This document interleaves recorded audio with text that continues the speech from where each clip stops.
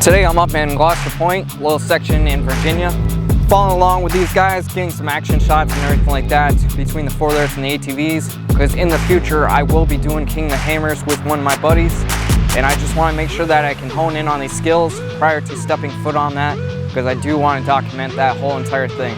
So stay tuned, see how my skills go, and if you have any comments, please leave them down below. Thank you very much.